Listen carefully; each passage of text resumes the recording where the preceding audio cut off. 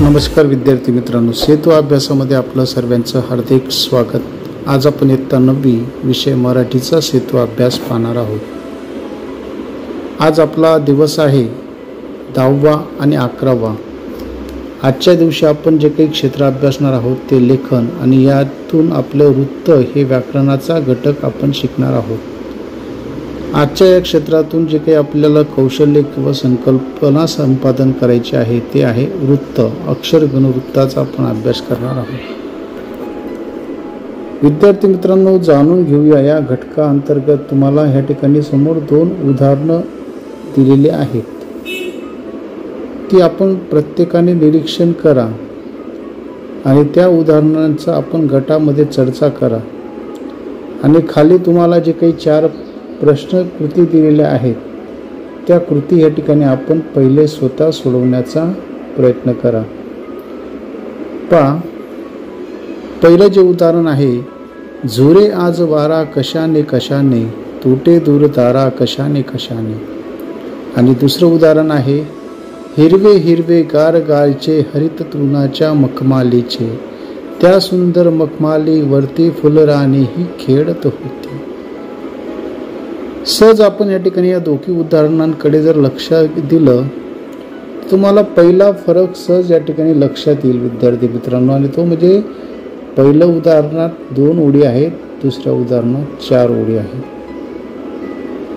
तर असं निरीक्षण करायचं आणि निरीक्षण करून आपल्याला ह्या खालच्या जे काही 4 कृती आहेत या 4 कृती आपल्याला सोडवायच्या आहेत। मी तुमच्या सोयीसाठी आणि तुम्हाला समजावं याच्यासाठी या ठिकाणी त्या सोडवून ठेवलेल्या आहेत। पण वरील 2 उदाहरणांमध्ये आपणास कोणतं साम्य दिसतं? सारखेपणा काय? तर तुम्ही पाहताय अक्षरांची विशिष्ट रचना आणि अक्षर विशिष्ट क्रमाने या ठिकाणी आलेली आहेत। त्यानंतर पहिल्या उदाहरणात दिसणारा बदल ओळखा। पहिलं जे काही उदाहरण आहे या उदाहरणात कोणता बदल या ठिकाणी आपल्याला दिसतो आहे? तर अक्षर संख्या समान आहे, ह्रस्व दीर्घ क्रम सारखा आहे। खालच्या उदाहरणाच्या तुलनेने जर आपण या ठिकाणी विचार केला, बदल जर पाहिला तर तो बदल या ठिकाणी आपल्याला दिसतो की अक्षर संख्या समान आहे। आपण मोजूया, 1 2 3 4 5 6 7 8 9 10 11 आणि 12। खालच्या ओळीत पण बरोबर 12 अक्षर आहेत आणि ह्रस्व आणि दीर्घ क्रम सुद्धा त्या ठिकाणी सारखा आहे। आता ह्रस्व आणि दीर्घ क्रम आपण पुढे पाहणार आहोत।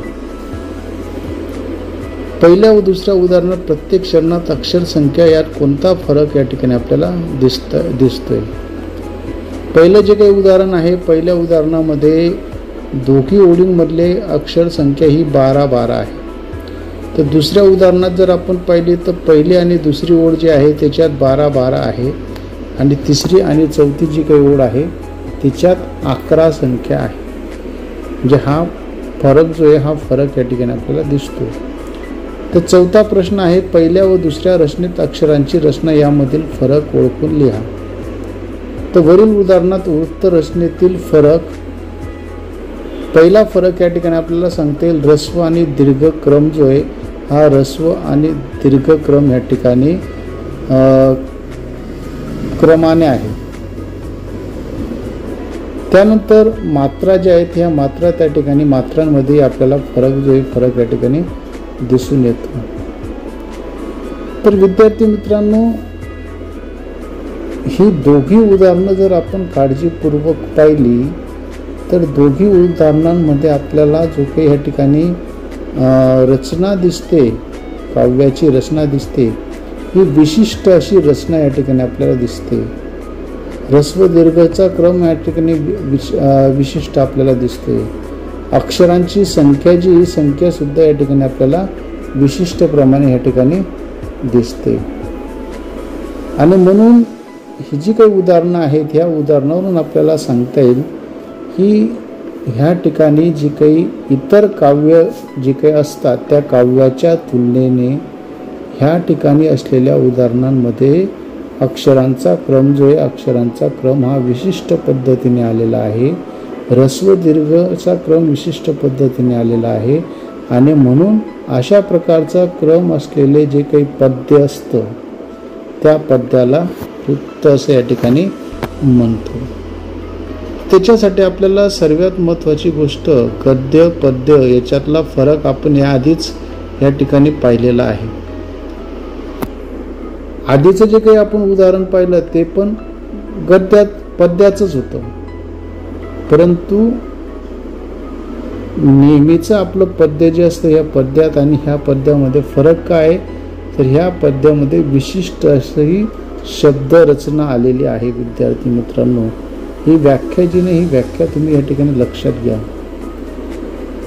तर ह्या दोघी उदाहरणांमध्ये विशिष्ट अशी शब्दरचना आलेली आहे आणि म्हणून त्याला आपण वृत्त किंवा छंद असं त्या ठिकाणी म्हणतो. खाली एक उदाहरण तुम्हाला या ठिकाणी दिलेलं आहे पहा. सदा सर्वदा योग तुझा घडावा, तुझ्या कारणी देह माझा पडावा. याच्यामध्ये पहा, तुम्ही जर अक्षरांची गणना केली तर दोघी ओळींमध्ये 12 अक्षर या ठिकाणी येतात. दोघी ओळींमध्ये 12 अक्षर या ठिकाणी येतात. इतर कविता जर तुम्ही पाहिल्या, पद्य पाहिले, तर त्याच्यामध्ये तुम्हाला ही जी काही समानता आहे अक्षरांची, ही समानता किंवा क्रम ह्या पद्धतीचा असणार नाही. म्हणून अशा पद्धतीने जी काही विशिष्ट शब्दरचना असते, शब्दांचा क्रम असतो, त्या पद्याला वृत्त किंवा छंद असं म्हणतात. हे या ठिकाणी तुम्हाला लक्षात घ्यायचं आहे. वृत्ताची व्याख्या आपल्याला सर्वांना लक्षात आली. इतर पद्य आणि वृत्तांमधला फरक पण आपल्याला लक्षात आलेला असेल. गद्य आणि पद्यातला फरक आपण याआधीच पाहिलेला आहे. विद्यार्थी मित्रांनो, पहा, आता आपल्याला वृत्त समजून घ्यायचं असेल तर त्याच्यातला लघु आणि गुरुक्रम जो आहे, लघु आणि गुरु कशाला म्हणतात हे समजून घेणं या ठिकाणी आपल्यासाठी महत्त्वाचं आहे. आता पहा, लघु म्हणजे काय, तर जी अक्षरं ऱ्हस्व असतात त्यांना लघु म्हणतात, जी अक्षरं दीर्घ असतात त्यांना गुरु म्हणतात. आता लघु अक्षरं कोणती आहेत पहा. अ, इ, उ, ऋ हे जे आहेत ना, हे लघु अक्षर आहेत. आ, इ, उ, ए, ओ, औ हे काय, गुरु अक्षर किंवा दीर्घ अक्षर त्या ठिकाणी आपण त्याला म्हणूया. स्वरयुक्त अक्षरांमध्ये पहा, आता साधा क असेल तर तो लघु असतो, पहिली विलांटी असेल तर तोही लघु असतो, पहिला उकार असेल तर तोही लघु असतो किंवा ज्याला आपण ऱ्हस्व म्हणतो. आणि इकडं जर या ठिकाणी आपण पाहिलं तर काना असेल, कला काना, काना असेल तर काना म्हणजे त्या ठिकाणी तो तुमचा दीर्घ अक्षर झाला. दुसरी विलांटी आली, दुसरा उकार आला, एक मात्रा आली, काना देऊन एक मात्रा आली, काना देऊन 2 मात्रा आल्या, तर त्या ठिकाणी ते दीर्घ अक्षर म्हणजे गुरु असतो. आता हे महत्त्वाचं आहे विद्यार्थी मित्रांनो. पहा, संकेत खूण जर आपल्याला लघु दाखवायचं असेल तर त्याच्यासाठी अशा पद्धतीचा एक यू आकाराचं त्या ठिकाणी चिन्ह, जे चिन्ह या ठिकाणी आपल्याला वापरावं लागतं. आणि दीर्घ अक्षर जर त्या ठिकाणी गुरु जर दाखवायचं असेल तर त्याच्यासाठी वजाचं जे काही चिन्ह आहे, या वजाचं चिन्ह या ठिकाणी आपल्याला द्यावं लागतं. तर हा जो तक्ता आहे, हा तक्ता तुम्हाला समजून घेणं खूप महत्त्वाचं आहे विद्यार्थी मित्रांनो. म्हणून काळजीपूर्वक ह्या तक्त्याकडे या ठिकाणी आपण प्रत्येकाने पहा. त्याची खाली लघुक्रम, लघु गुरुचा क्रमचं उदाहरण, जे उदाहरण या ठिकाणी दिलेलं आहे पहा. प सारा, प साधा आहे म्हणून त्या ठिकाणी तो काय झाला, लघु झाला. सा काना आलेला आहे म्हणून त्या ठिकाणी तो दीर्घ झाला. ला काना आलेला आहे म्हणून त्या ठिकाणी तो काय झाला, दीर्घ झाला. तशा पद्धतीने आपल्याला प्रत्येक शब्दाला लघु गुरुचा क्रम जो आहे तो क्रम या ठिकाणी आपल्याला देता आला पाहिजे. आणि हे देण्यासाठी तुम्हाला हा जो काही दिलेला तक्ता आहे, हा तक्ता समजून घेणं खूप महत्त्वाचं आहे. मग तुम्हाला या ठिकाणी तक्ता समजलेला असेल. पण विद्यार्थी मित्रांनो, वृत्त समजून घ्यायचं असेल तर वृत्त समजून घेण्यासाठी तुम्हाला ह्या ज्या काही मूलभूत संकल्पना आहेत लघु गुरुच्या ह्रस्व दीर्घच्या, ह्या संकल्पना तुम्हाला समजून घेणं खूप महत्त्वाचं आहे. आता पुढे जाऊया आपण. आता वृत्तातील लघु गुरु ठरवण्याचा जो काही क्रम आहे, हा क्रम ह्या ठिकाणी आपल्याला समजून घ्यायचा आहे. आता पहा, पुस्तक या शब्दातील लघु गुरुक्रम या ठिकाणी तुमच्या समोर दिलेला आहे. आता पु हे लघु आहे, तरी पुढचा स्त हे जोडाक्षर आलेलं आहे आणि त्याचा आघात जो आहे बोलण्याचा तो लघु अक्षरावर येतो. त्यामुळे गुरु त्याला आपल्याला समजायचं आहे. म्हणजे जर जोडाक्षर आलं, आधीचं अक्षर हे लघु जरी असेल पण त्याच्यानंतरचं अक्षर जर जोडाक्षर असेल तर त्याला आपल्याला गुरु समजावं लागेल. हा नियम या ठिकाणी महत्त्वाचा आहे. दुसरा नियम त्या ठिकाणी दिलेला आहे, जोडाक्षरयुक्त शब्दातील शेवटचं वर्ण ह्रस्व असेल तर ते जोडाक्षर ह्रस्व मानावे. जोडाक्षरयुक्त शब्दातील शेवटचं वर्ण जर ह्रस्व असेल, दीर्घ नसेल, ह्रस्व असेल तर ते जोडाक्षर सुद्धा आपल्याला काय समजावं लागेल, ह्रस्व समजावं लागेल. आता ह्या उदाहरणामध्ये पहा, भास्कर उदाहरण आहे.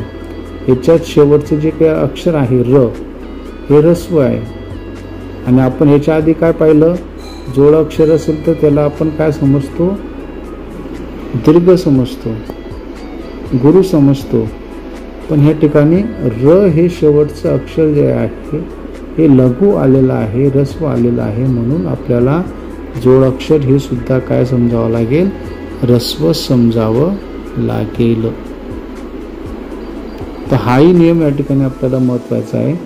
तिसरा नियम त्या ठिकाणी लक्षात घ्या, लघु अक्षरावर अनुस्वार येत असेल किंवा त्यानंतर विसर्ग येत असेल तर ते गुरु मानावे. पण या ठिकाणी दुःखी किंवा नंतर हा शब्द या ठिकाणी तुमच्या समोर आहे.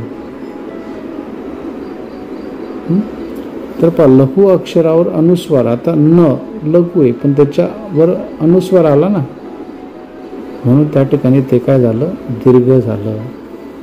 दुःखी, दु हे लघु आहे पण त्याच्यानंतर विसर्ग आला म्हणून ते काय झालं, दीर्घ झालं.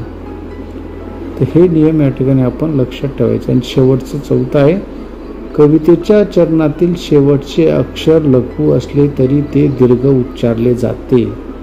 आता शेवटचा अक्षर जर त्या ठिकाणी लघु जरी असेल पण त्याचा उच्चार हा दीर्घ असतो, त्यामुळे ते आपल्याला गुरु मानावं लागेल. तर हे नियम जर या ठिकाणी आपल्या लक्षात आले, समजून घेतले, तर आपल्याला लघु गुरु क्रम ठरवताना, चिन्ह देताना कोणत्याही प्रकारची अडचण येत नाही. विद्यार्थी मित्रांनो, गण निश्चितीसाठी काही संकल्पना या ठिकाणी लक्षात घ्या. आता गण म्हणजे काय, गण म्हणजे काय ते या ठिकाणी आपण समजून घ्या. गण म्हणजे चरणातील 3-3 अक्षरांचा मिळून त्या ठिकाणी गण तयार होतो. चरणातील 3 अक्षर मिळून त्या ठिकाणी गण तयार होतात. तर चरण म्हणजे काय, तर ओळी. मग ओळीतले 3-3 अक्षर मिळून त्या ठिकाणी आपल्याला गण जे ते गण त्या ठिकाणी तयार होत असतात. असे एकूण 8 वृत्तामध्ये एकूण 8 गण त्या ठिकाणी आहेत. ते गण ह्या ठिकाणी तुम्हाला दिलेले य, र, त, न, फ, ज, म, स, म. तर गण पाडल्यानंतर जे काही पहिलं अक्षर या ठिकाणी येतं त्याच्यावरून ते गण जे गण या ठिकाणी ठरवलं जातं. त्याच्यानंतर यती म्हणजे काय, हे यती म्हणजे काय हे सुद्धा आपल्याला समजून घ्यावं लागेल. उच्चार स्वरूपावा म्हणून पद्याच्या चरणातील ज्या ठिकाणी आपण थांबतो त्याला यती असे म्हणतात. यती प्रत्येक चरणाच्या शेवटी किंवा कधी कधी मध्ये पण या ठिकाणी ती असते. तर हे जे काही गण आणि यती ह्या 2 संकल्पना ज्या आहेत, या 2 संकल्पना ह्या ठिकाणी तुमच्या लक्षात आलेल्या असतील. गण म्हणजे काय तर चरणातील 3-3 अक्षरांचं मिळून त्या ठिकाणी गण तयार होतं. आणि यती म्हणजे काय तर ज्या ठिकाणी आपण थांबतो बोलत असताना, उच्चार करत असताना ज्या शब्दावर आपण थांबतो त्याला यती म्हणतात. यती ही चरणाच्या शेवटी येते किंवा कधी कधी ती मध्ये पण येत असते. तर या ठिकाणी तुम्हाला गण आणि यती ह्या 2 संकल्पना लक्षात आलेल्या असतील. आता सक्षम बनूया. सक्षम बनूया याच्यामध्ये तुम्हाला ह्या चौकटीमध्ये काही उदाहरणं या ठिकाणी दिलेले आहेत. आणि त्या उदाहरणांवरून आपल्याला जे काही लक्षणं आहेत त्या लक्षणांवरून आपल्याला प्रामुख्याने भुजंग प्रयात हा जो काही वृत्त आहे हे वृत्त या ठिकाणी समजून घ्यायचं आहे. पहा विद्यार्थी मित्रांनो, मना सज्जना भक्ती पंथेची जावे, तरी श्रीहरी पावी जेतो स्वभावे. आता याच्यामध्ये जर या ठिकाणी आपण अक्षरांची मोजणी केली तर 1 2 3 4 5 6 7 8 9 10 11 आणि 12 अक्षर होतात. मग हा नियम लक्षात ठेवा. भुजंग प्रयाग हे जे काही वृत्त आहे ह्या वृत्तामध्ये चरण 4 असतात. चरण म्हणजे काय ओळी. ओळी चरण 4 असतात आणि प्रत्येक चरणात 12 अक्षरे असतात. मी तुम्हाला आता अक्षर मोजून दाखवली. पहा आता ह्या ओळीतले मोजू आपण. तरी श्रीहरी या विजिते स्वभावे या ओळीत मध्ये या ठिकाणी जर आपण मोजले तर पहा लक्षात घ्या 1 2 3 4 5 6 7 8 9 10 11 आणि 12 आले 12. बरोबर आलं लक्षात. तर अशा पद्धतीने जी काही लक्षणं ही लक्षणं तुमच्या समोर या ठिकाणी दिलेली आहेत. प्रत्येक चरणात 12 अक्षरे असतात. यती ही 6व्या आणि 14व्या अक्षरावर असते. हे या ठिकाणी आपल्याला लक्षात घ्यायचं आहे. आणि गण कोणते असतात य य य य हे आपल्याला पुढच्या टप्प्यात या ठिकाणी शिकायचे. गण कोणकोणते, गणांची रचना कशी असते. इथं तुम्हाला फक्त सर्वात महत्त्वाची गोष्ट हीच लक्षात ठेवायची विद्यार्थी मित्रांनो, चरण किती असतात आणि त्या चरणामध्ये अक्षर किती असतात. त्याच्यावरून आपल्याला भुजंग प्रयाग हे जे काही या ठिकाणी वृत्त आहे हे वृत्त या ठिकाणी ओळखता येतं. मग पहा खाली तुला आण त्या वेचल्या तारकांची. याच्या या ठिकाणी तुम्हाला लघु आणि गुरु क्रम पाळून दिलेला आहे. तशा प्रकारचे त्या ठिकाणी तुम्ही इतर उदाहरणं जे ते इतर उदाहरणांचे या ठिकाणी लघु आणि गुरु क्रम पाळा, त्याचे गण तयार करा आणि मग तुम्हाला लक्षात येईल की हे भुजंग प्रयाग वृत्ताची लक्षणं आहेत.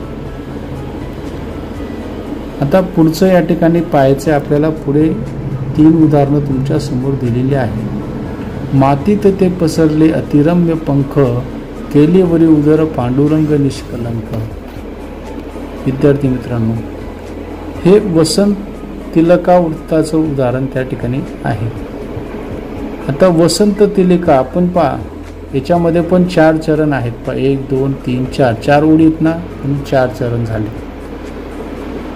त्यानंतर जर या ठिकाणी आपण अक्षर मोजली तर अक्षर मोजल्यानंतर या ठिकाणी पहा 1 2 3 4 5 6 7 8 9 10 11 12 13 14 अक्षरे या ठिकाणी येतात. म्हणजेच या ठिकाणी पहा प्रत्येक चरणात 14 अक्षरे असतात. हे नियम आपण लक्षात ठेवा म्हणजे तुम्हाला वसंत तालिका वृत्त हे सहज त्या ठिकाणी ओळखता येईल. 14 अक्षरं असतात आणि 4 चरण असतात. हे 2 नियम महत्त्वाचे आहेत. यती ही 18 आणि 14व्या अक्षरावर 8वी आणि 14व्या अक्षरावरती असते. त्याच्यानंतर आता इतर जे काही उदाहरणं आहेत ते उदाहरणाचे पण आपण या ठिकाणी चरणातले अक्षर मोजा, चरण मोजा म्हणजे तुम्हाला वसंत तिलका हे वृत्त या ठिकाणी तुम्हाला ओळखता येईल. त्यानंतर आपण पुढचं वृत्त या ठिकाणी पाहूया, ते म्हणजे मालिनी. मालिनीमध्ये पण 4 चरण असतात आणि प्रत्येक चरणात 15 अक्षरे या ठिकाणी असतात. पा कल कल कल कल हसे फार केला सुटाया, फळ फळ निज पक्षी दाविलिया उडाया.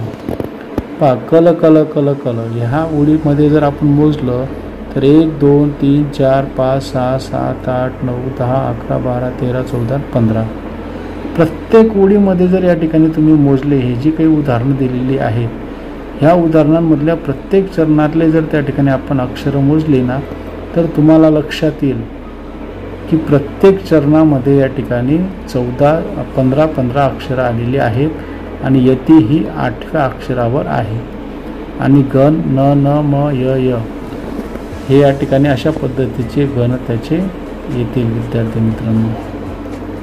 तर अशी ही 3 वृत्त जे आहेत, हे ते भुजंग प्रयाग, वसंत तालिका आणि मालिनी, ही 3 वृत्त ह्या ठिकाणी आपल्याला 8वीला अभ्यासक्रमाला होती आणि त्याची जी काही उजळणी आहे, ही उजळणी ह्या ठिकाणी आपण खास करून घेतलेली आहे.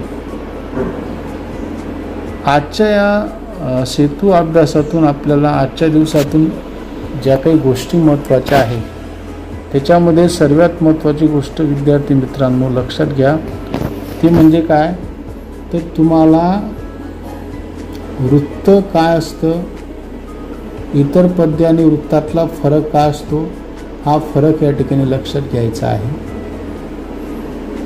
त्यानंतर पुढची जी काही गोष्ट आहे ती आपल्याला ह्या ठिकाणी लक्षात घ्यायची आहे आणि ती म्हणजे काय, तर गण कशाला म्हणतात, चरण कशाला म्हणतात, यती कशाला म्हणतात, लघु गुरु काय असतो, लघु गुरु, हे जे काही घटक आहेत, हे घटक तुम्हाला ह्या ठिकाणी आजच्या अभ्यासातून खास करून समजून घ्यायचे आहेत. आणि मग अक्षरगण वृत्तामधले हे जे काही 3 आपण पाहिले, भुजंग प्रयाग पाहिला, मालिनी पाहिला, वसंत तालिका पाहिला, तर हे जे काही आहेत त्यांची लक्षणं या ठिकाणी समजून घेणं महत्त्वाचं आहे. तर आता जे काही आपण आतापर्यंत जेवढे काही वृत्त पाहिले, चला सराव करूया. ह्या घटकामध्ये तुम्हाला जे काही 3 उदाहरणं दिलेली आहेत, त्या 3 उदाहरणं कोणती, त्या उदाहरणांची लक्षणं ओळखा आणि त्याच्यातून तुम्ही समजून घ्या की हे वृत्त कोणतं आहे. आता पहिलं जे काही आहे, घोडे कधी न खेळती रवीच्या रथाचे, उल्लंघित पवन भाग सदा नभाचे. अक्षर मोजून घ्या म्हणजे तुम्हाला कळेल हे वृत्त कोणतं आहे. सदा सर्वदा योग तुझा घडावा, तुझ्या कारणी देह माझा पळावा. याच्यातलं हे अक्षर मोजा म्हणजे तुम्हाला त्या ठिकाणी कळेल हे वृत्त कोणतं आहे. अशा पद्धतीने विद्यार्थी मित्रांनो सराव करायचा आहे तुम्हाला. हे वृत्तांची या ठिकाणी तुम्हाला उदाहरणं जे ते उदाहरणं कोणत्या वृत्ताची तेही तुम्हाला आत्ताच्या संपूर्ण विवेचनावरून शोधायची आहे. त्यानंतर खालील वृत्तांचे लक्षणं सांगून उदाहरणं द्यायची तुम्हाला. तर मालिनी वृत्त जे ना, मालिनी वृत्ताचं या ठिकाणी तुम्हाला लक्षणं सांगायची आणि उदाहरणं द्यायची. त्याच्यानंतर एक उदाहरण तुम्हाला देते, होते तयासी सूरनायक गुप्त साक्षी. याच्यातले गण जे ते गण या ठिकाणी तुम्हाला ओळखायचे आहे. तरीही नभाला पुरेशी न लाली, वरील चरणातील अक्षरांना लघुक्रम त्या ठिकाणी तुम्हाला देऊन वृत्त जे वृत्त ह्या ठिकाणी ओळखायचं आहे. आणि शेवटी कल्पक होऊया या घटकामध्ये अपठित कवितांचा अभ्यास करताना वृत्तांचा शोध घ्या. अपठित म्हणजे काय, ज्या पाठ्यपुस्तकात नाही आहेत, बाहेरच्या जे कविता आहेत त्याच्यामध्ये वृत्त तुम्हाला सापडतात का ते शोधा. विद्यार्थ्यांनी पाठ्यपुस्तकातील वृत्तांचा उदाहरणाचा शोध घ्या. पुस्तकातील ज्या काही कविता असतील त्याच्यातील वृत्तांचा शोध त्या ठिकाणी तुम्हाला घ्यायचा आहे. प्रत्येक वृत्तांची 5 उदाहरणे शोधून लिहा आणि अलंकार वृत्त यातील समांतर उदाहरणांचाही शोध या ठिकाणी तुम्हाला घ्यायचा आहे. तर अशा पद्धतीने हा दिवस 10वा आणि 11व्यामध्ये वृत्त हा जो काही घटक आहे, हा घटक या ठिकाणी आपल्याला समजून घ्यायचा आहे विद्यार्थी मित्रांनो. तर तुम्हाला या व्हिडिओमधल्या जे काही संकल्पना आहेत या संकल्पना लक्षात आल्याच असतील. आता आपण थांबूया. आपलं सर्वांचं मनपूर्वक धन्यवाद.